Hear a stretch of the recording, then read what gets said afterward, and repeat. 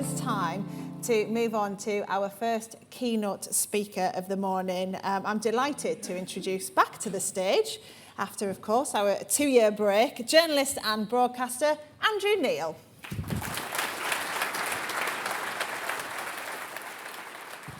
Be careful. I made it. It's nice to see you. Thank you, Steph, for that introduction. It sort of summed up my career very well. Succinctly, politely. Great to be sharing a platform with you again. Congratulations on the fetish website. I came across it by accident when a Conservative MP advised me to Google the word tractor. So there we are. Also be delighted to join you on the Channel 4 Escape Committee from the BBC over to Channel 4. It'd be good to be with you there too. And delighted, of course, to be with you back again. We snuck in the 2020 Make UK conference just as we began to hear about the pandemic, but the lockdown hadn't happened. So it's a joy to be back. Also something of a surprise, because 2 years ago when I was leaving after giving my address, I thought I'd just about managed to get away with it. When this man came up to me as I was trying to get out the front door and he said, "Mr. Neil, I just want to say your speech was absolutely superfluous." I said, "Well, thank you very much." And he said, "Tell me, is it going to be published?" And I, being a smart-ass journalist, said, "Oh, yes, but probably posthumously." And he looked at me and he said, "I can hardly wait." So today I'm going out the back door. Thank you very much. A lot to get through. What I want to do this morning is to stand back from the daily news and look at what I think will be some of the important developments taking place in this decade and beyond, which will create the environment in which you will operate your businesses. Now, the implications for your businesses are for you to decide. It is my job to try and sketch out in a broad brush way the kind of environment that it's going to be. And my main message to you this morning is that scarcity of labor will be the defining development of the global economy in the 2020s and beyond. And I'm going to explain why I say that, and then explain what that means for inflation, for the war on talent, which we're all involved in, for supply chains, which are already being rewritten, for skills, and for investment. And my message this morning is that it will make together the 2020s very different from the environment that you're used to operating in the first 2 decades of this century. And it becomes all the more complicated and difficult because these are profound changes which will affect not just Britain, but all of the global economy, and particularly the Western economies. So let me begin. Let me just stand back a little bit and look at where we are now, where we've come from. The hallmark of the first 2 decades of the 21st century has been a plentiful supply of cheap labor. Not always with the right skills, particularly in this country, but plentiful. That era is now over. We're already in a time of labor scarcity, as you will know, and that will be a constant and growing feature of the 2020s. Already there are over 1 million vacancies in the United Kingdom. It's a global phenomenon. There are 11 million vacancies in the United States.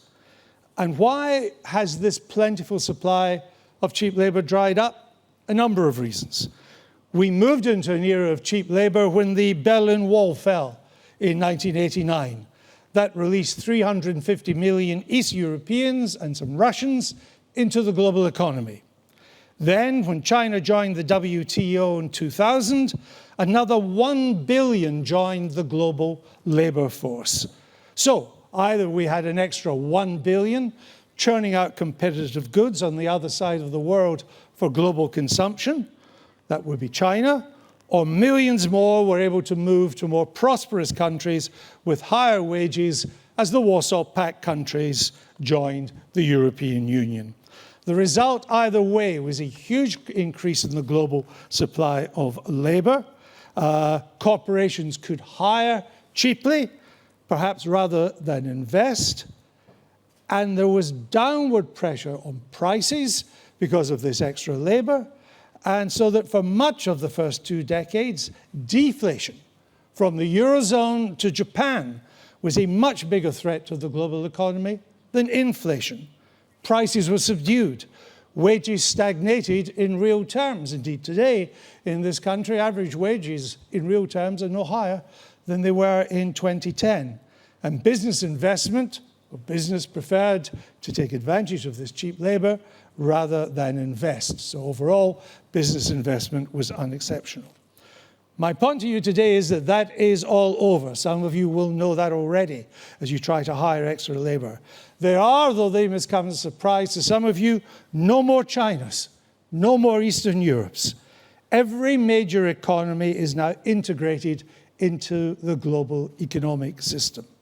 That simple fact, combined with shifts in global demography and changing work habits, means that labor scarcity is now the dominant feature of the global economy. What are these changing demographics? Well, the baby boomer generation, the biggest part of the demography in all advanced countries, is now leaving the labor force. It's retiring. A process accelerated by the pandemic, which encouraged a lot of people to leave the workforce early, particularly the 55 pluses. And when the pandemic was over, they decided, actually, we're not going back to what we used to do. My house price has risen in value thanks to QE. I feel quite well off. I don't want to be in the office 5 days a week. Sometimes I don't want to be in the office at all. Or maybe I'll just do 2 or 3 days a week.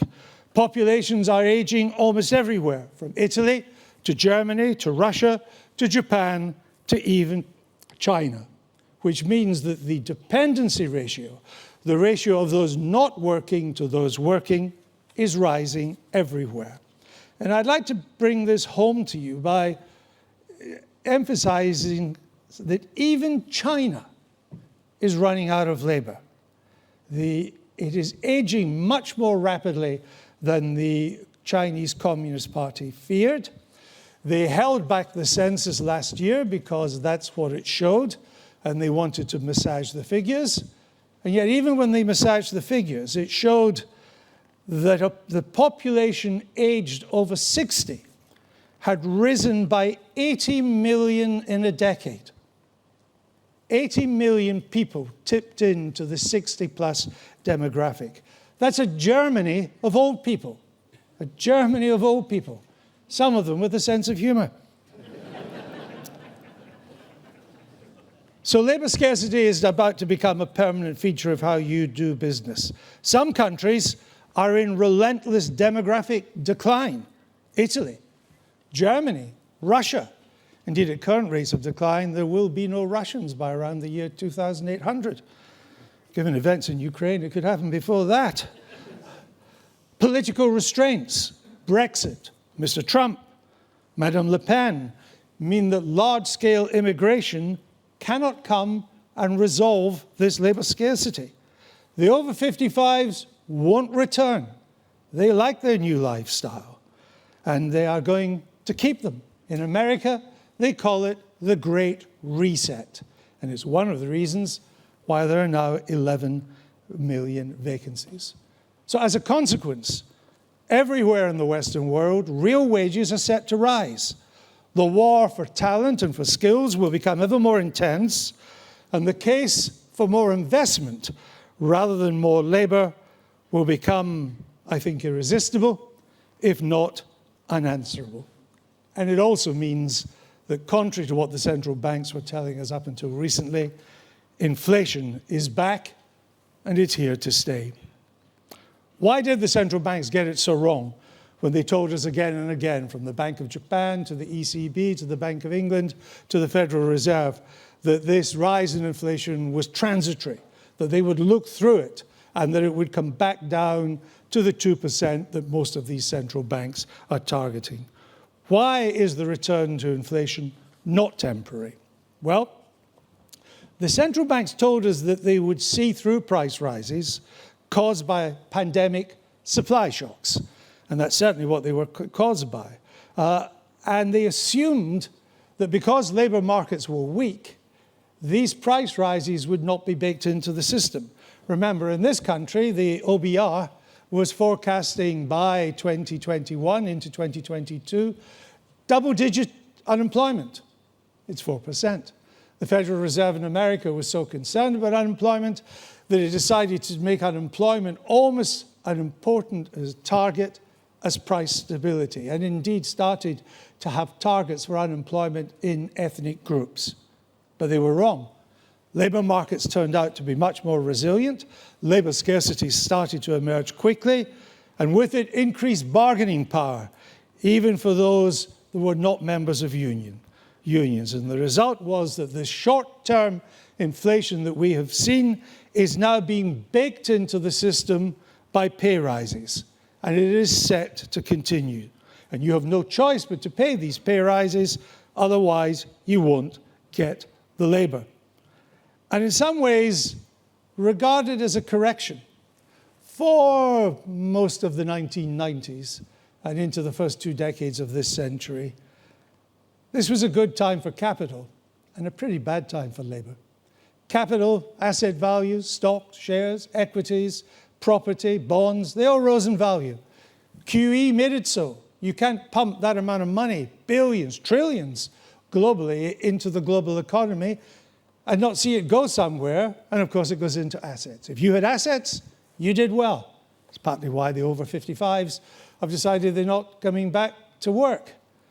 But if you lived on a wage and you didn't have assets, you just had your wage to live on, then you didn't get the advantage of QE, and this plentiful supply of labour kept your wages stagnating.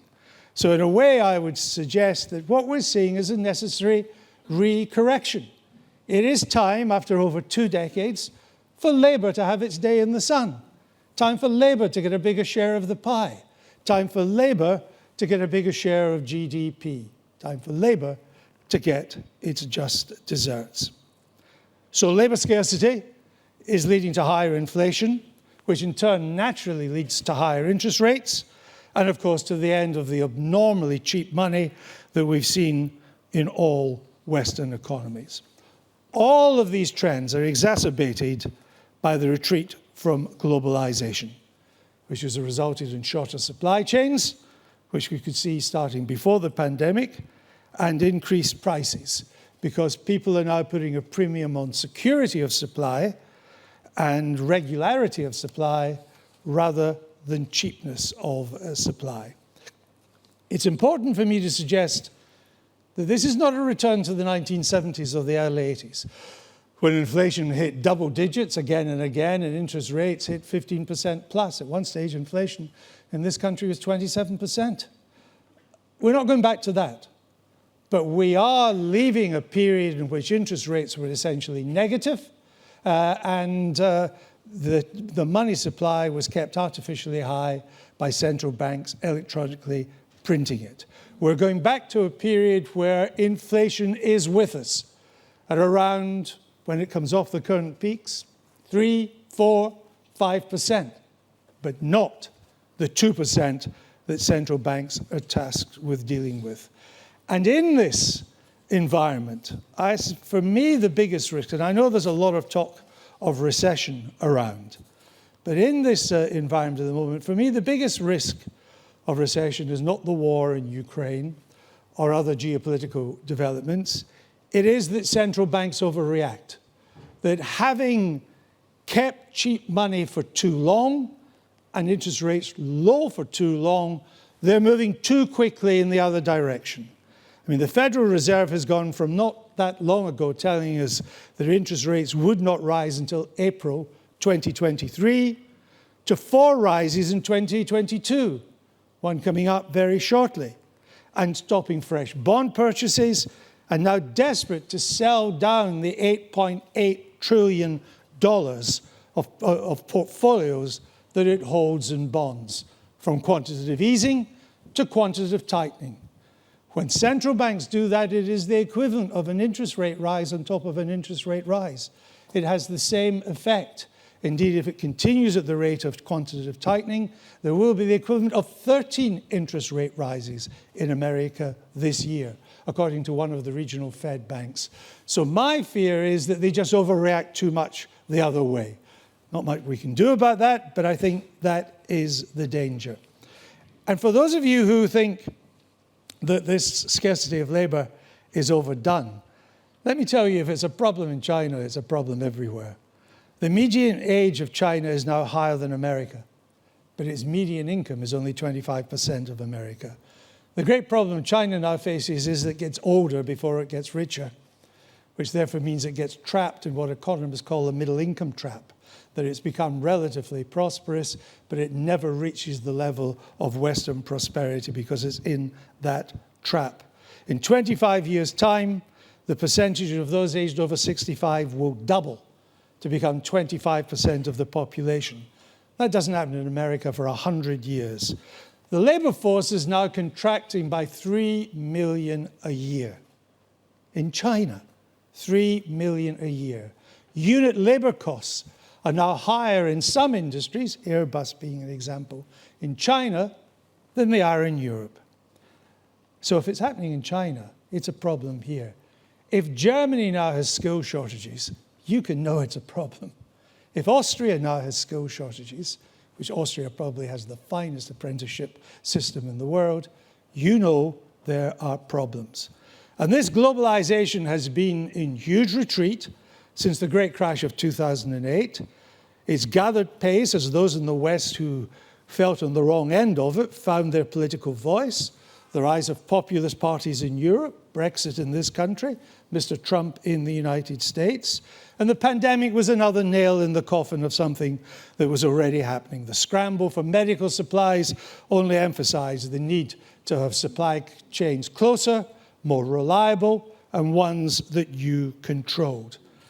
And when I spoke to you 2 years ago, I warned then that supply chains would have to radically change. Because there was another reason that I didn't foresee the pandemic or how quickly, but it was clear as yet another example of the pandemic speeding up a trend that was already taking place. And then another geopolitical development has forced a rethink on supply chains, and that is the rise of autocracy, the rise of totalitarian, sometimes, as in Russia or China, companies in which it is no longer the thing to do business. Already, Wall Street banks are no longer queuing up to go to China because it's not politically acceptable. In this country, it is much more difficult to do business with China because it's not politically acceptable. Look at the row over the Welsh microchip manufacturer taken over by a Dutch company, ultimately, though, controlled by the Chinese. So this deglobalization is now a global phenomenon. Corporations are simplifying and shortening their supply chains. If they're not bringing them onshore, they're bringing them closer to shore. Corporations are now under pressure not to get supplies from certain sources. Turns out it was not a great idea to depend on China for your products or Russia for your energy, including oil and gas. One of the reasons why there is a crisis of the German establishment at the moment is that Germany did both. It got its products and sold its products to China, and it got its oil and gas from Russia.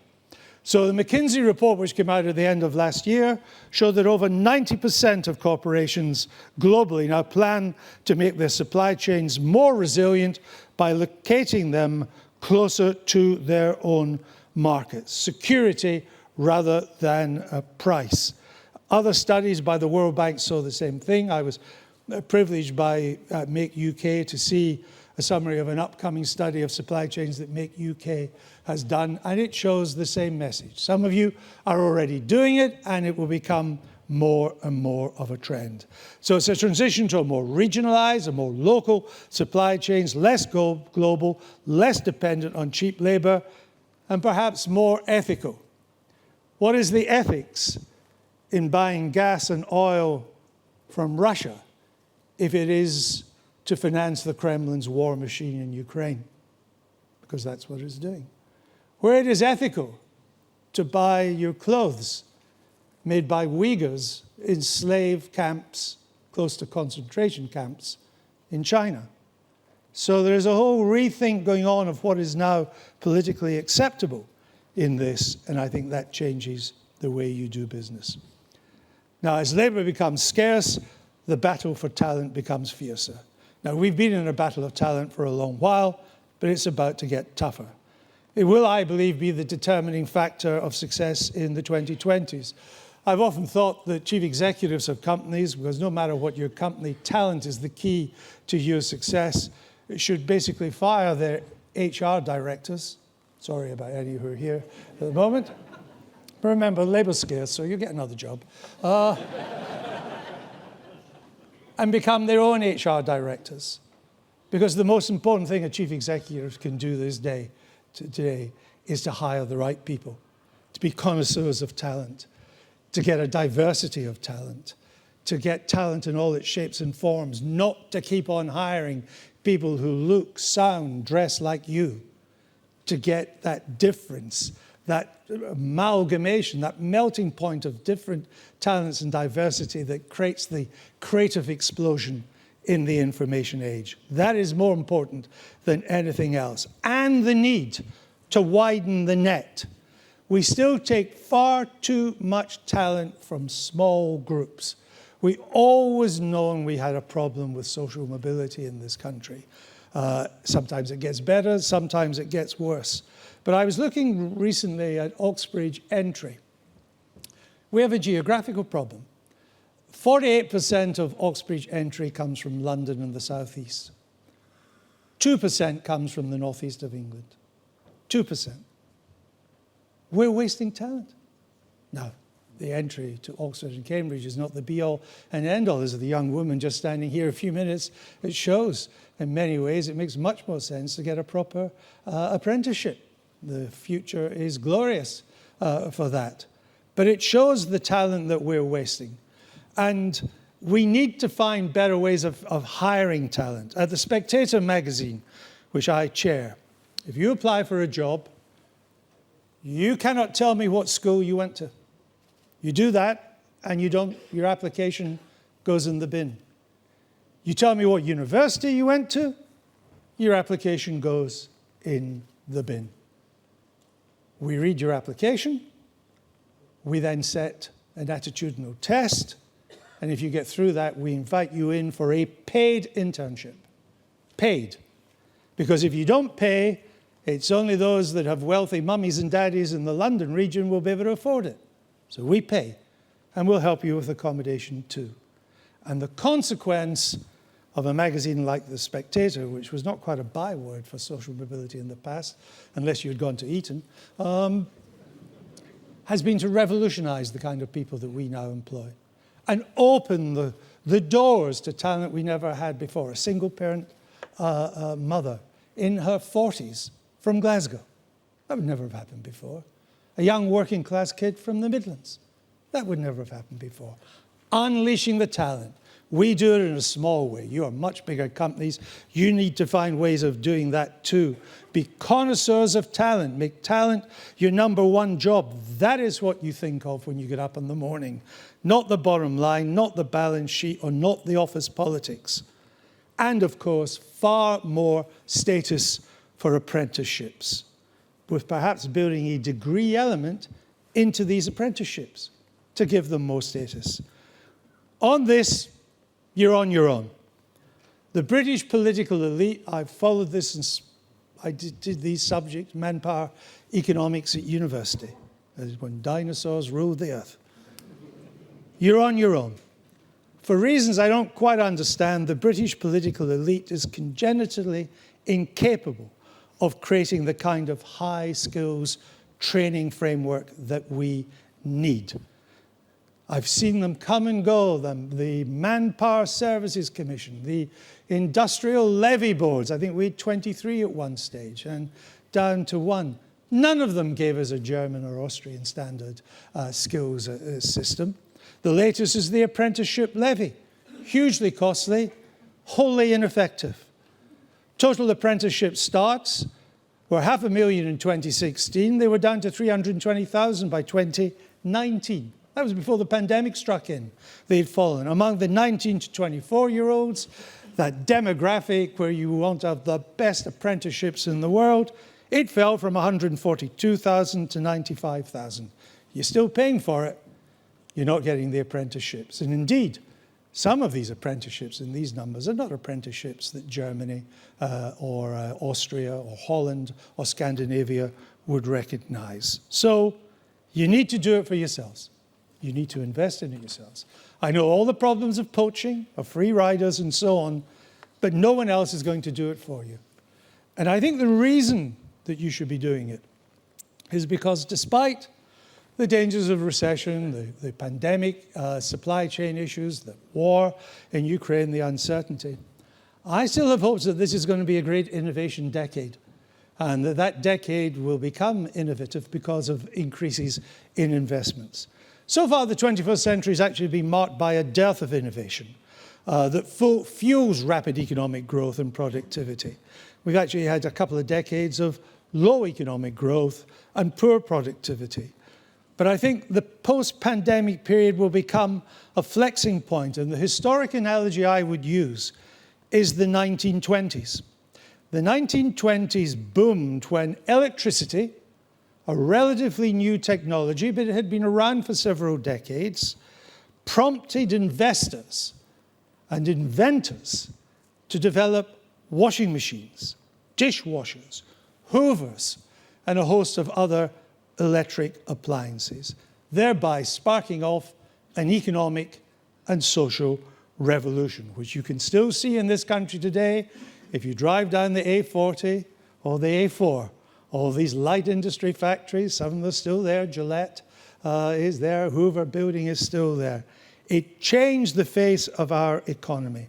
And I think that that is about to happen in this decade with developments in batteries, in digital technology, in AI, in robotics. They will do for the 2020s what these household appliances did for the 1920s. And you can already see it, the price of lithium batteries collapsing. Advances in solar cells. It will not be long before a lot of our electricity comes from solar cells in the Saharan desert.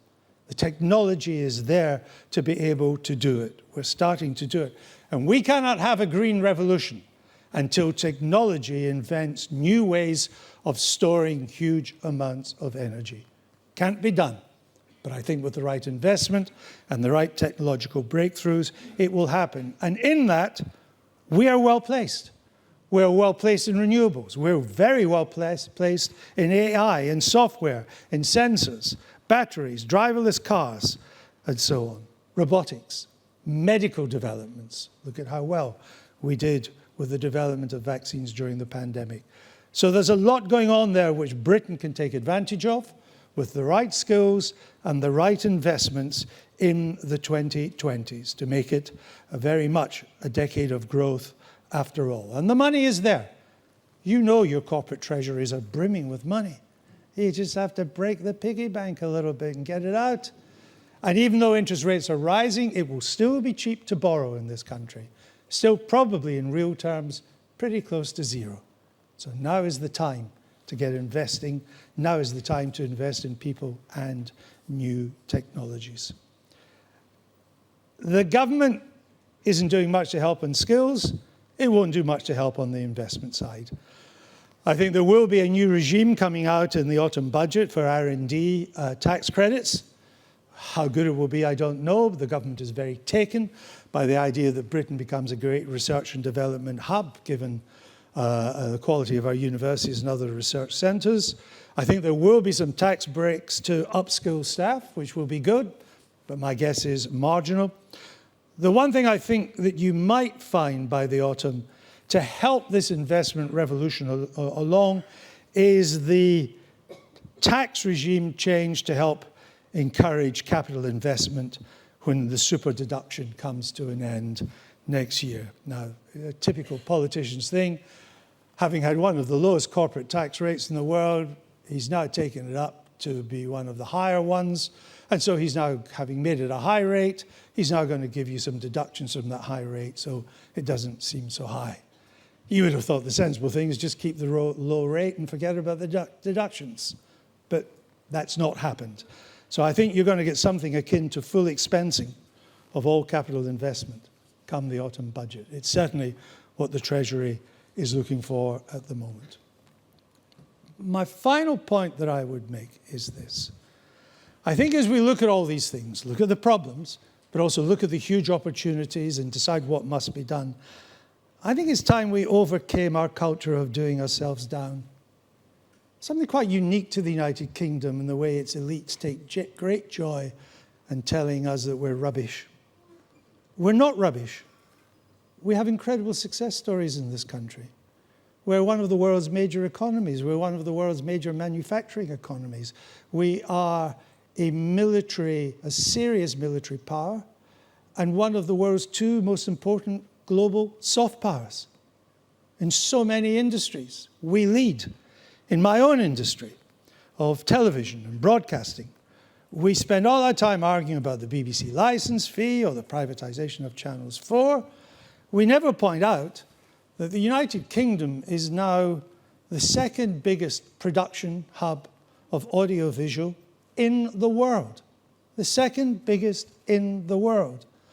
Last year, there were more Hollywood blockbusters made in Britain than in Hollywood.